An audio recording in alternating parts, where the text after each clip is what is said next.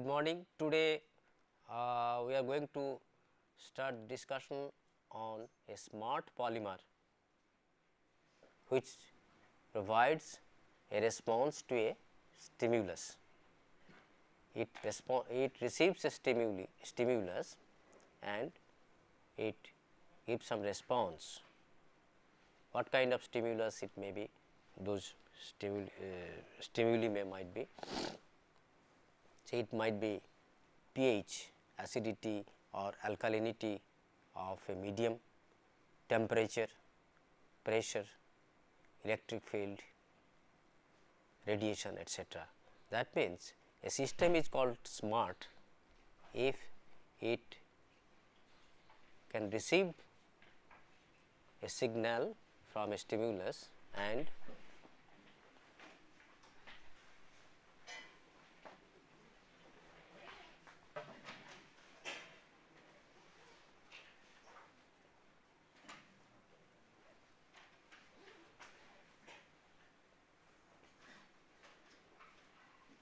it receives a response in the form of a signal, then it processes the signal and depending on the signal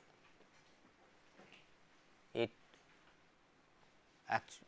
actually gives again a function accordingly depending on the quantity of signal, amount of signal it has received. So, these are called stimuli responsive polymers. Stimuli is a plural form of stimulus. So, stimuli responsive polymers and gels. If the polymers are used in the form of 3-dimensional network which can be hydrophilic, which can show hydrophilic, hydrophobic transition, phase transition with change in temperature, then those gels can find some suitable applications. So, stimuli responsive polymers and gels, and we can call these polymers as smart polymers.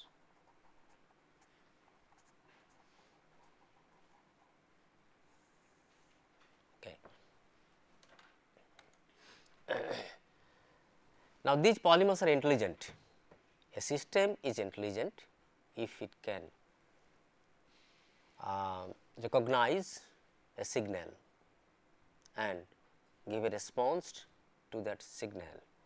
We can call it an intelligent system. So, these polymers can act as intelligent. I will give you the example little later. And these polymers find extensive use today in biomedical application. They have structures and functions of new intelligent materials which can be changed by external stimuli. Stimuli responsive polymers change their structure and properties under external signals. From this you understand they have certain specific structure, specific configuration in the molecule which is changed after receipt of the signal and then it functions accordingly. These polymers as intelligent materials which can respond to stimuli can be applied to drug delivery systems, DDSS, drug delivery systems and biomedical engineering systems. The materials that change their structure and properties in response to external chemical and or physical stimuli such as pH, light and temperature are called as intelligent materials. These materials can sense a stimulus as a signal which can be termed as sensor function.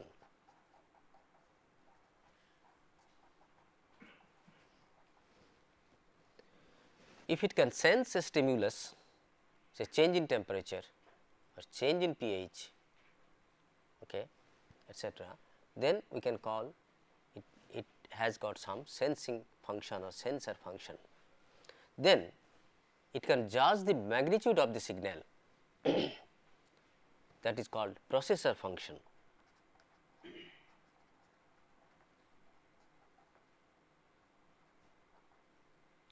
So, sensor function, processor function which can judge the magnitude of the signal, and their functions in direct response.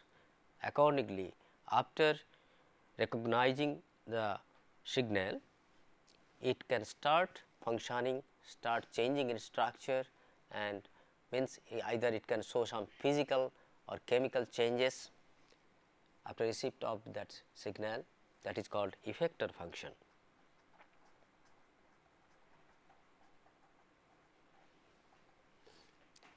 Now, these polymers permit external stimuli induced modulation of structures, stimuli induced modulation of structures.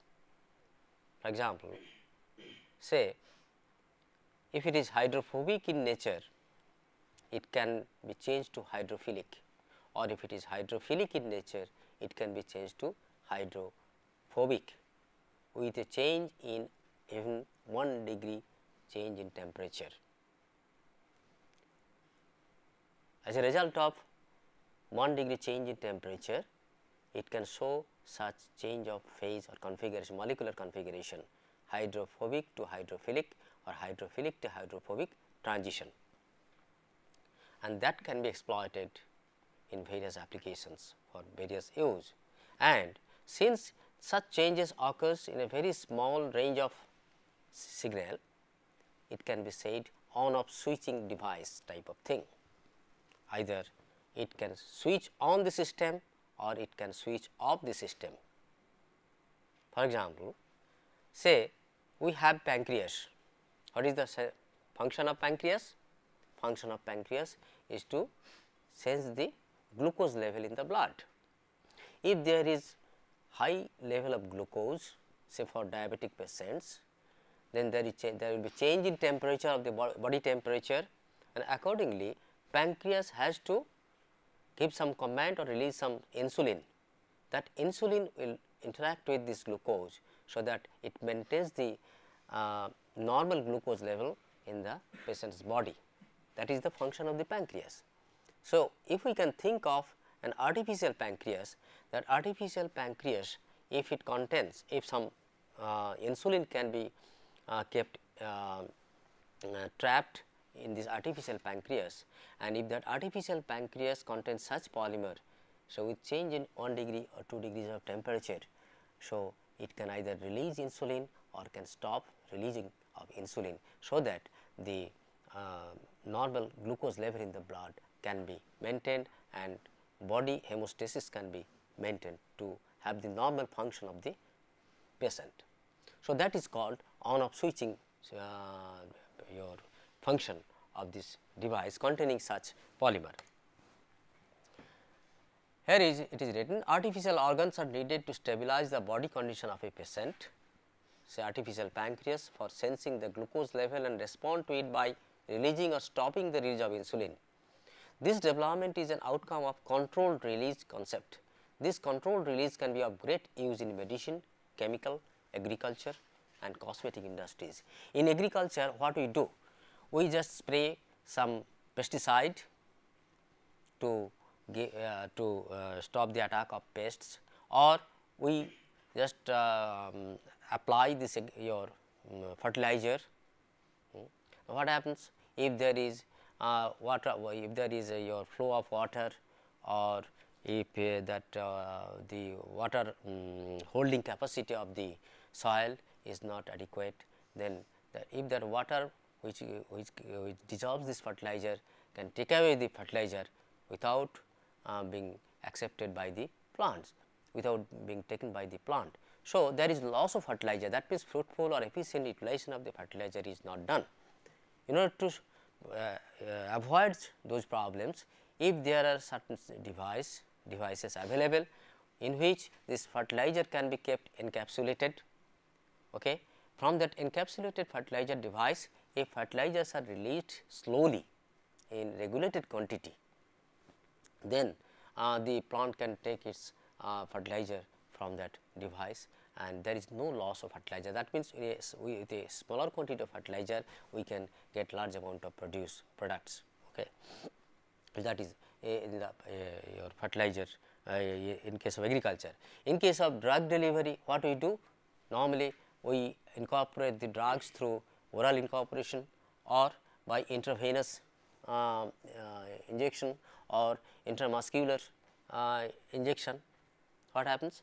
The problem might be somewhere else, but the doctor prescribes a medicine which you swallow, it passes through the stomach to the intestine through colon etc., and during which it is absorbed by the body. Now, there is a consideration of dose, amount of the drug which is required, and that picks up with the body fluid, and then it goes to the blood and it reaches the actual your affected site, target site. Now, the drug concentration which is required at the affected site, either it may be low or it may be high. Not only that, the other parts of the body might be affected by the drug. So, what we need? We need a real quantity of drug or actual quantity of drug. It should reach the target site and it should not affect any other parts of the body or any other organs of the body. So, for that today many people are trying to develop drug delivery devices which can be just carried to the targeted site, say tumor patients, say cancer tumor patients, malignant tumor patients. So, if the drug could be taken to that tumor site directly, so those your affected cells, tumor cells can be removed or can be cured, and this way tumor can be cured and cancer can be fought that way. But what is the device? How to do? So, chemotherapy is one of that. What is chemotherapy? Chemotherapy, some drug is incorporated in the body, and that is really painful affairs for the patient. Many patients cannot sustain the pain and the side effects of the chemotherapy, and ultimately although even this your affected cancer cells are destroyed, but the patients cannot sustain the drug and the other side effects, so the patient dies. Now, today people have devised, say, parenteral drug delivery, in which such drug is encapsulated in the form of a minute, very small dispersed particles known as emulsified drugs in a core cell morphology, in a core cell design. So, that drug is incorporated in the body through injection, intravenous injection, and it circulates and it keeps the drug in a stable condition without releasing in the blood. Only when that blood containing that emulsion, that drug reaches that affected tumor site, it will release over there. So, these are under research and people are developing, and it is being tried in animals. So, that is called controlled drug delivery. So, it should release the drug in real therapeutic level, therapeutic dose, not below, not above. That is called controlled drug delivery, targeted drug delivery, site specific drug delivery. You understand? Now, for that we need such smart system. I tell you one example, if possible I will cover that also later on. There is a system, say biodegradable polymer, in which some drug can be encapsulated. After that, that biodegradable polymer can be covered with a conducting polymer, okay. So, that forms like a tube, nanotube, conducting polymer nanotube. The inside of the conducting polymer nanotube contains a biodegradable polymer which contains this drug. What is normally done? After drug loading into the biodegradable polymer, that conducting polymer is synthesized on that biodegradable polymer fiber. After that, the conducting polymer forms a coating over that biodegradable polymer fiber. Then the inside biodegradable polymer is degraded, leaving behind the drug within the conducting polymer nanotube. Okay. Now, that conducting polymer nanotube can respond to some electric field, positive potential or negative potential. So, after incorporation in the body, if from outside, if some potential is applied, positive voltage or negative voltage is applied, what happens? That nanotube, that your conducting polymer nanotube will either squeeze or reduce in diameter or expand in diameter. So, if it reduces its diameter, then the drag inside the nanotube will come out, drag reduce will be done. That is again a smart system. So, likewise here we can think of some polymer which can respond to some your temperature stimulus, heat stimulus, so that the change in temperature can change its conformation or configuration, by which either it can shrink or it can expand. Okay. That we are going to show you. Look at this polymer molecule. Molecule is not very complex. You see, you know this formula of this polymer.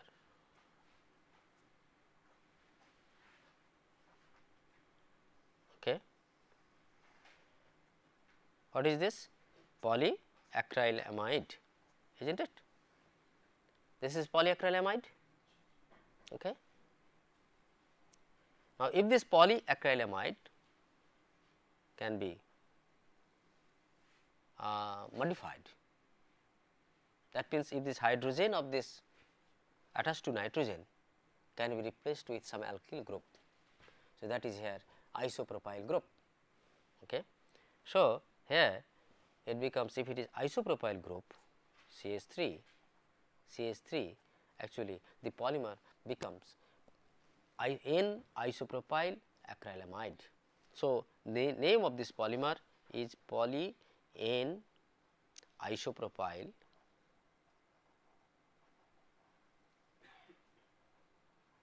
acrylamide. If you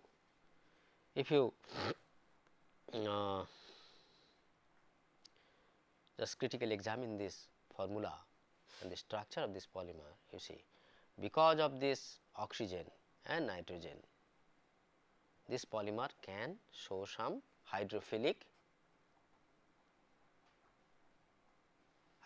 property, and this portion and the backbone portion can provide hydrophobic property.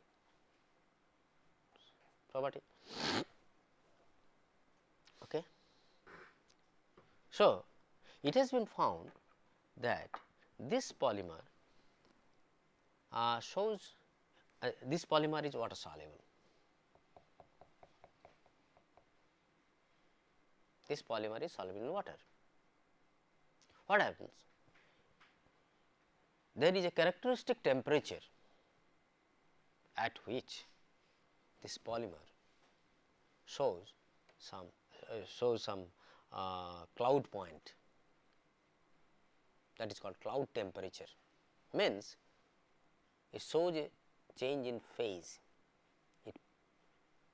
It comes out from the soluble phase to the insoluble phase, or that cloud point can be told as lower critical solution temperature. In other way, LCST.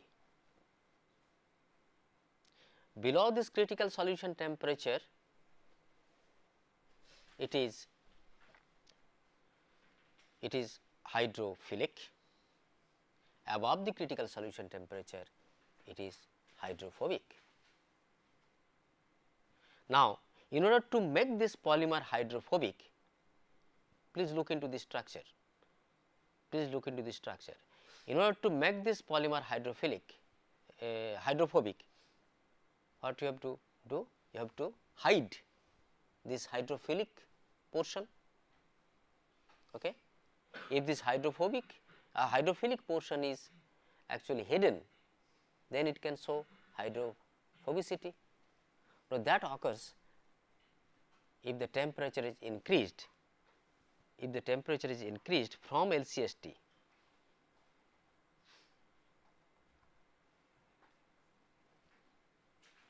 become hydrophobic.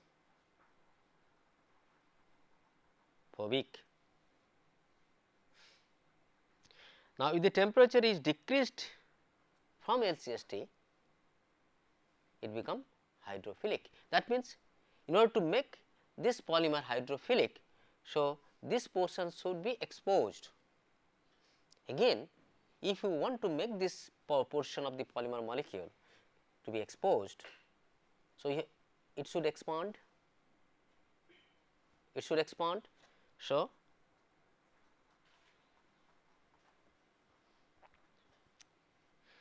it shows expansion, it shows shrinking.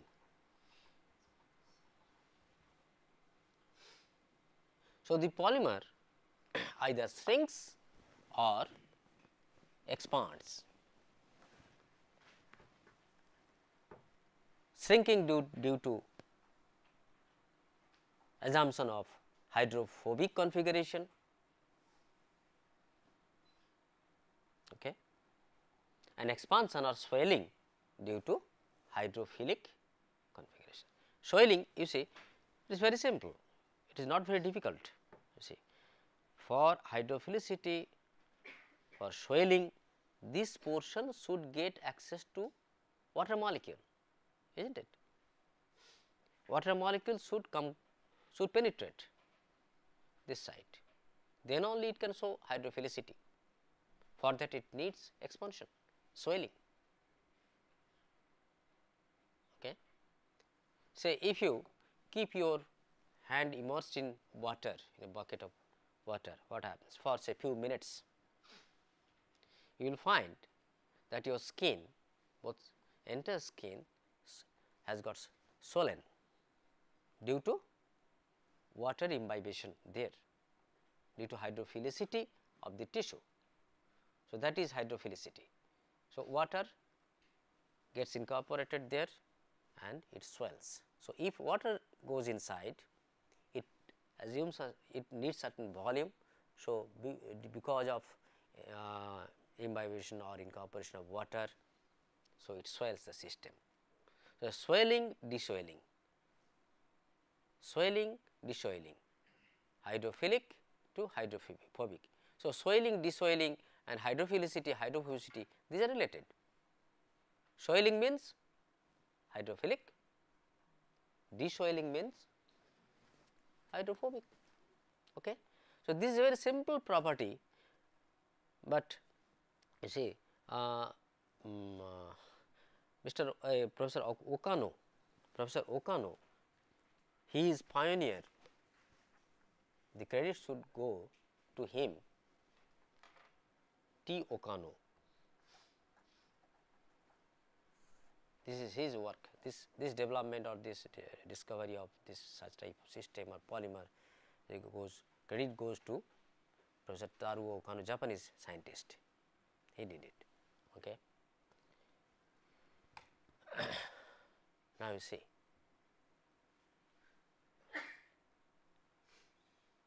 poly N isopropyl acryl amide having a carboxyl group at one end.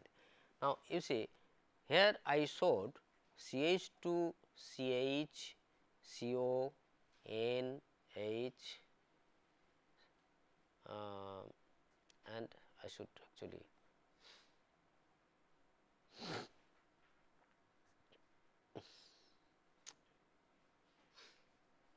sorry.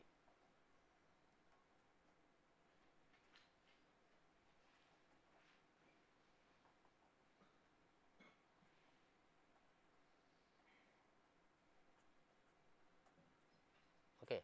So, this is the polymer. Now, if this polymer could be attached onto a surface at one side like this, there are n units. Now, there could be some functional groups. In the previous slide you see these are the functional groups, carboxyl, amino, hydroxyl, reactive functional group, that could be attached here, say you write as X is the functional group. Now, these functional groups the presence of these functional groups are required onto attachment to a surface. Suppose for cell culture containers, tissue culture dish. Normally we use polystyrene tissue culture dish, tissue culture plate. Now, if that polystyrene tissue culture plate surface is modified or covered with a thin layer of this polymer, then there is huge advantage of tissue culture and harvesting. We can get better confluency of cell growth and then excellent cell recovery and cell harvesting.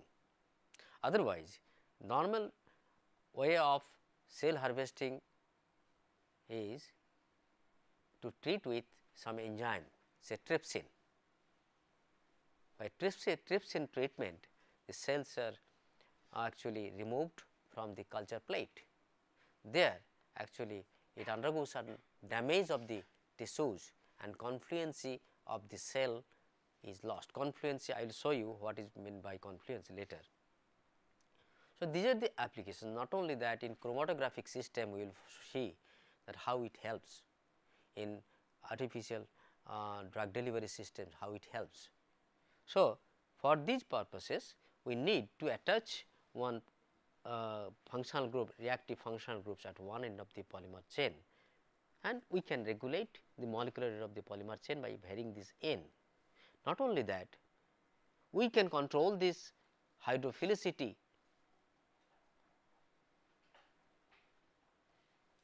or hydrophobicity.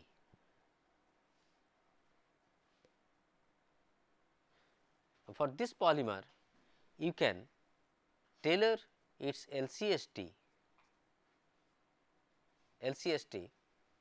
to be say 32 degrees Celsius, 25 degrees Celsius, 22 degrees Celsius, 20 degrees Celsius or even 15 degrees Celsius. These are possible. How? That means at what temperature it shows this transition from hydrophobic to hydrophilic or vice versa. That depends on the frequency of this group. That means, if you make a copolymer of this monomer with another monomer, say butyl methacrylate or ethyl methacrylate, certain percentage of butyl methacrylate monomer is polymerized with N-isopropyl acrylamide monomer, or certain percentage of ethyl methacrylate is copolymerized with this N-isopropyl acrylamide.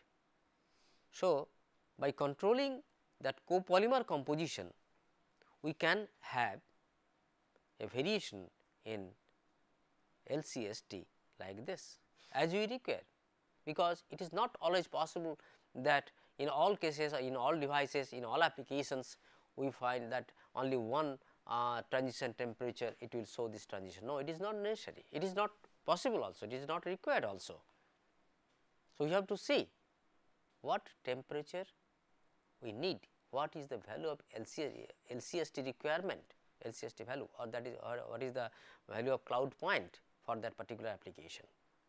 Thinking that, knowing that, we can synthesize, we can go for proper suitable synthesis for this kind of polymer preparation.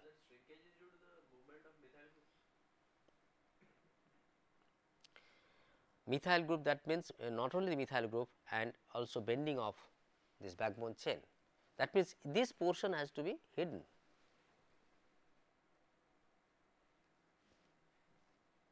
To hide this portion, to make it, to convert it from hydrophilic to hydrophobic, this portion should be hidden.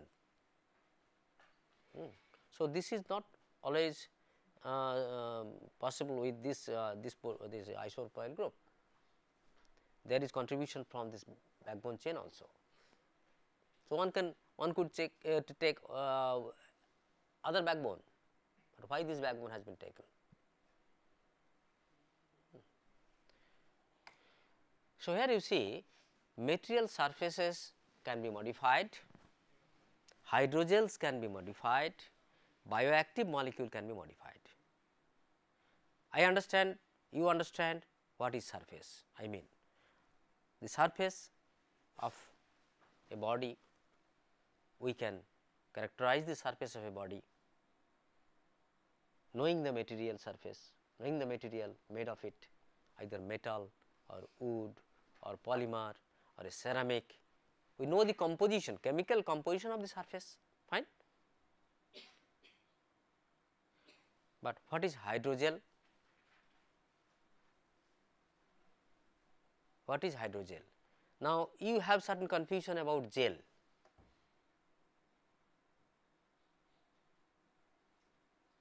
Okay.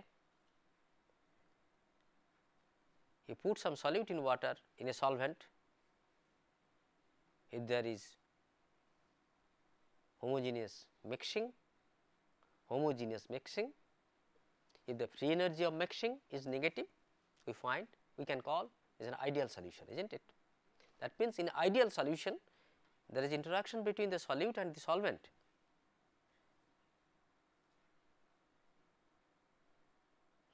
And their free energy of mixing should be negative. And you know that can be measured with the help of solubility parameter. Free energy of mixing delta G is equal to, do you remember that relation? Yes. What is that relation?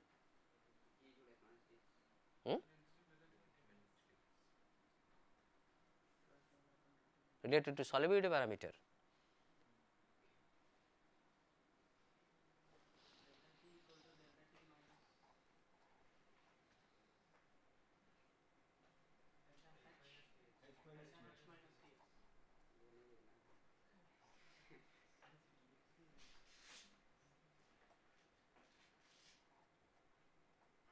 Is not it?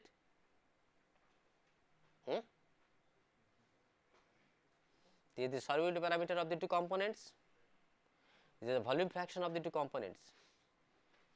One is the solute and the other is the solvent, and solubility parameter of the solute, solubility parameter of the solvent. And in this case, we can get an ideal or miscible solution, homogeneous solution, if this delta G is, value of delta G is negative, is not it? Here also, say gel. What is gel? From solution phase, if the solutes are separated as a solid phase, or comes out of the soluble phase, solution phase, we call it a precipitate, is not it? We call it a precipitate. Now, that can occur in various ways. You change the temperature, there can be a change in phase, is not it? You can find a solution at certain temperature that can reject some quantity of the solute if you decrease the temperature, or that can accommodate some more quantity of solute if you increase the temperature. So, there is a temperature at which it has a characteristic solubility. That from that point of view we can get the concept of solubility or definition of solubility. When we express the solubility value of a solute, we always mention the temperature, at what temperature this is the solubility. These are the things. Now, another thing can happen, that if the two solute entities units can be linked,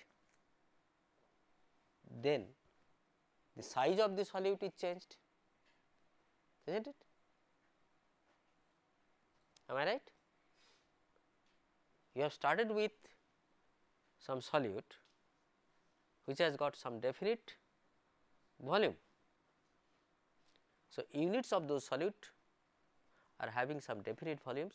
When by some chemical reaction or something else like that, if there is some bonding, tying between the 2 units or 3 units or all the units, what will happen? The size of the solute is changed, volume of the solute is changed, solubility parameter of the solute is changed. Accordingly, what will happen? It will come out of soluble phase, solution phase. Now, this that say a solute remains, when it remains in solution, we call a sol, call it a sol. Now, if there is certain chemical change, if the solutes in the sol are interlinked in a 3-dimensional fashion, we call it gelation, gel formation or cross linking, then their solubility parameter changes and what happens? It comes out of the soluble phase, that is called gel, sol and gel. Say if you take a natural rubber, all right,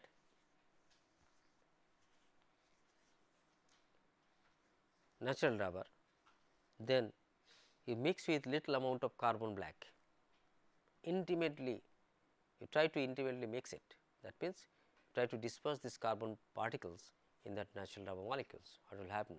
Some natural rubber molecules will be occluded by the carbon particles, some molecules will not be occluded, will not be accommodated. Then after such mixing, you put in benzene, and benzene has been found to be a very good solvent for natural rubber. So, the natural rubber molecules which are not been occluded by carbon particles, those will go into solution. That means, sol part goes into solvent and the other part which are occluded, that means are tied with the carbon black, that will not go into solution. So, there will be 2 parts, sol part and gel part. This is one thing. Another thing, instead of putting mixing with carbon black, you mix with sulfur or other cross linking agent, small quantity, very small quantity, heat it. So, there will be some intermolecular linkage between natural rubber molecules through sulfur, and some molecules will not be linked. So, the molecules which are not linked through sulfur, that will go into solution in benzene, and the other portion will not go into solution, that is called gel. So, those 2 parts you can separate, just do the simple filtration using a filter paper. So, gel part will be separated from the sol part, that is called gel. Similarly, if you take the example of polyvinyl alcohol, you know polyvinyl alcohol, what is the formula of polyvinyl alcohol? How many persons can write? Raise your hands, polyvinyl alcohol. This side is very weak, polyvinyl alcohol. You? Praditya, polyvinyl alcohol, could you hear me? Why you are not responding? Could you write polyvinyl alcohol? But why you are not responding? Either you can write or not. How do I understand that you can write? Sarda, polyvinyl alcohol. My goodness.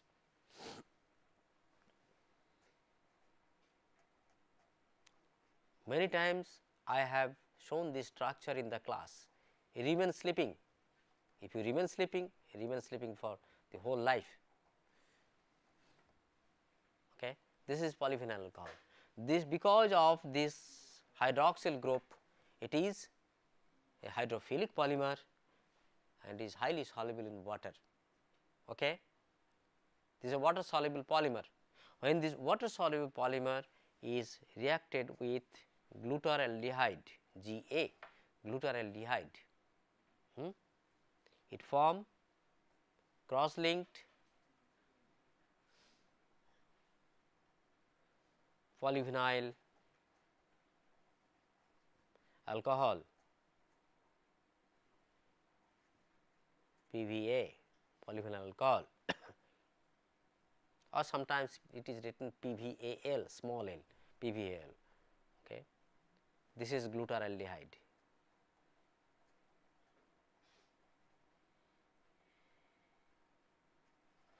This cross-linked polyvinyl alcohol means it can have configuration like this.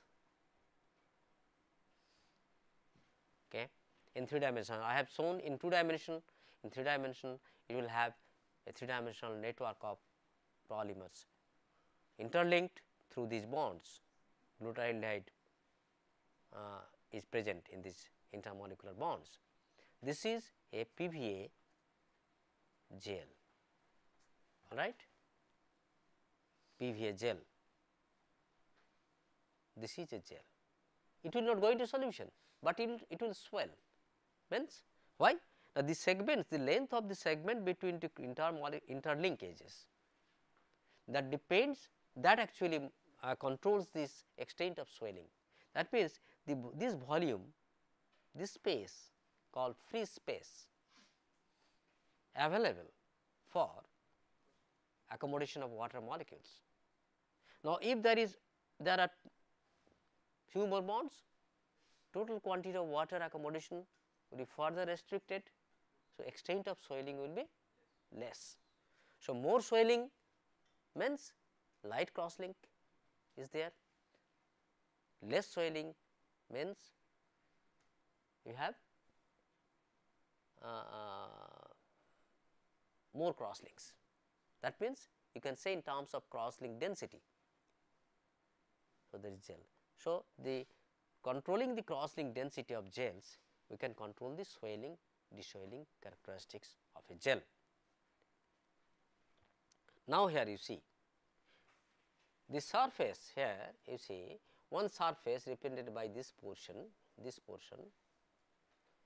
surface is modified or surface is coated with such N-isopropyl acrylamide polymer. Okay. Now, two cases are shown over here, one case, this case. When the temperature is increased, if the system temperature is increased, you see there is shrinkage of the molecules which are attached to the surface.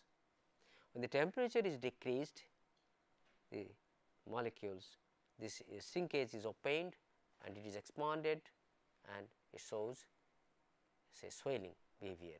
So, this is called hydrophilic, because this occurs by virtue of the hydrophilic nature of the polymer, and this occurs by virtue of this hydrophobic nature of the polymer. So, here we see this is equilibrium situation or transition from hydrophobic to hydrophilic and hydrophilic to hydrophobic due to change in temperature. So, it is sensitive to change in temperature. So, we can say this as thermoresponsive. It respond to change in temperature. So, we call it thermoresponsive. Now, the same thing has been extended to hydrogels. You see, this is hydrogel. You see, these lines are polymer, represented by polymer. These are polymers. So, like this, these are polymers represented by polymers, where the linear molecules are interlinked through these bonds. Now, onto their surfaces, smaller these lengths of these thermoresponsive polymers are linked, modified. So, this gel has become thermoresponsive. That means, with change in temperature, it can either swell or shrink. Now, you think if some drug molecules could be incorporated inside this space, then as a result of change in temperature, either it can squeeze or it can swell. So, by this swelling and deswelling phenomena, it can release drug. Concept is very good. Now, you have to regulate. How to? release the drug, at what temperature it should release the drug. Okay. But following this concept, that depends on the skill of your hand, how can you how you have made this hydrogel and drug incorporation, drug loading. Today such type of things are available commercially also. Then bioactive molecules. Now, these are bioactive molecules. Now, these bioactive molecules, they are very much sensitive to temperature and solvents, etc. So, when some process is done on bioactive molecules, there is every chance of denaturation of the molecules. Say in protein synthesis, in protein preparation, in protein isolation, in protein purification, or albumin, or many bioactive molecules which are very active. Okay. By small change in temperature, by small change in your chemical composition, pH, etc., there is denaturation of the system. So, that should be prevented. In order to prevent that, or in order to say, if you want to separate such sensitive bioactive molecule from a solution, from a process, following a process, then if such bioactive molecules could be tagged with, or such stimuli responsive polymers can be tagged with these biomolecules, attached to biomolecules, then by change in temperature, you see it becomes, these bioactive molecules become insoluble.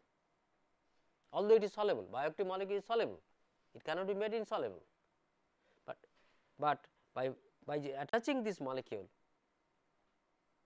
such temperature change in temperature can make this bioactive molecule insoluble, and you can easily separate it. Okay. So, these concepts are extended to modification of material surfaces, modification of hydrogels, modification of bioactive molecules. These are the concept. Now, let us see some applications of stimuli responsive interfaces as molecular valves, filtration, separation, all these things, purification.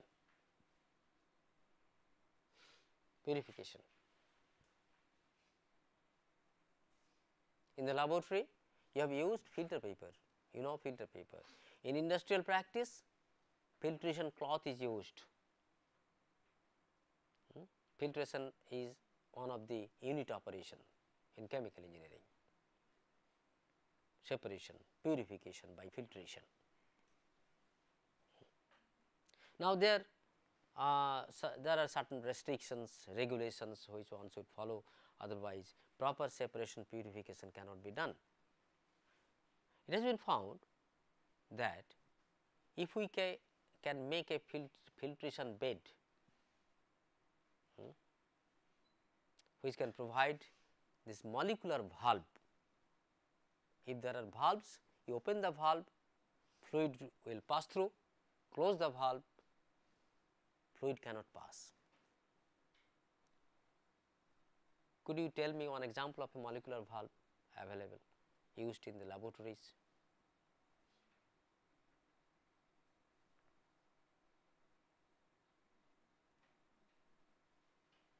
Have you not heard? Have you not read anywhere? Yes, molecular sieves. Molecular sieves are used as molecular valves for purification, filtration, etc. Sometimes these molecular sieves are used as catalyst carriers. Those are porous, molecular sieves are porous supports, porous entities which have got sufficient surfaces there onto which some surface active process can be carried out. Anyway, such molecular valves can be prepared, can be developed by these thermoresponsive polymers. You think of a porous bead, porous bead. Now, those who have seen the chromatographic separation and purification column chromatography in the laboratory. Column chromatography, what is that? A big column is taken and that column is filled with a packing material, that means it has a packing stationary bed. Stationary bed is made of particles or beads that might be porous or non-porous, both. Their surfaces are active, all right. So, from one end of the column, if you put a mixture, then slowly it passes through, that mixture passes through the bed, and by virtue of the surface activity of the beads as well as the mobile phase, there will be partition of these solutes. In certain quantity remains in the mobile phase, certain quantity is temporarily bound with the active surface of the packing material. This is the principle. This way very sensitive things are separated, small quantity of material is separated, an important component is separated from unwanted things. And this is the way how to purify these drug molecules or any other active molecules. So, today we are consuming drugs, we are swallowing drugs that contains few milligrams of the actual active drug, that should be pure enough. Now, that drug is a chemical compound that is synthesized through chemical process. Once a drug is prepared through some chemical reaction involving some reactants, so the drug which you want to prepare can be the major component or the most important component. Along with this, some byproduct molecules are prepared are formed. So, you have to purify that drug, is not it? You have to purify that drug. For that purification, you have to apply stringent conditions or stringent processes, which is expensive too. So, that drug might contain few percentage of impurities, a 2%, 3% impurity may be there. Now, that 2%, 3% impurity cannot be removed by common separation techniques. For that, you need to have your say this chromatographic separation, which can give you purest form of the drug, all right. So, this is the way. So, there the particle or bead you have taken, if it is porous, what happens? Both the mobile phase, say solvent, so will pass through those pores as well as the drug molecules or that component, active component can go through the pores of the bead or outside the pores of the bead. Say if the beads are particles are spherical in nature, so after packing what will happen? You just imagine a column packed with spherical balls. So, there will be some interspherical spaces, intersphere spaces, is not it? Those are free. Through those spaces, these solvent molecules and the solid molecules will pass, as well as those passes through the beads, the porous volume of the beads. That principle has been exploited in gel permeation chromatography, GPC. All right. Now, if those beads are modified with such polymers, what will happen? So, that can work like a valve, function like a valve with change in temperature. So, if the surface of such beads are modified with these polymers, that can open the mouth of the pores or close the mouth of the pores. That way, either it can allow the component to pass through the pores or it can stop the passage of the component through the pores. This is the principle. So, here when a stimuli responsive polymers are grafted onto porous membrane surface, the polymers act as molecular valves responding to the external physical and chemical stimuli and achieving controlled solution permeation. Examples are temperature responsive drug releasing nylon capsules on which this PIPAM chains are grafted. this system suppresses the release of sodium dinaphthalene sulfonic acid, which is a drug, above the cloud point of PIPM. Cloud point means that is LCST, local, your lower critical solution temperature. Cloud point means above such temperature it becomes cloudy, solid phase separates out. Below the temperature it becomes soluble, transparent. Above the temperature it becomes cloudy, below that temperature it is transparent. All right. So, at low temperature ion formation is greatly enhanced due to hydration of PIPM. So, try to correlate and understand this concept. With the help of that concept, you see beyond above the cloud point it does not permeate, below the cloud point it permeates. So, above the cloud point it closes the valve, below the cloud point it opens the valve. PIPM grafted polyvinylidene fluoride, PVDF, polyvinylidene fluoride, again this is a smart polymer, porous membrane which controls filtration rate. PVDF is also piezoelectric in nature. Thank you.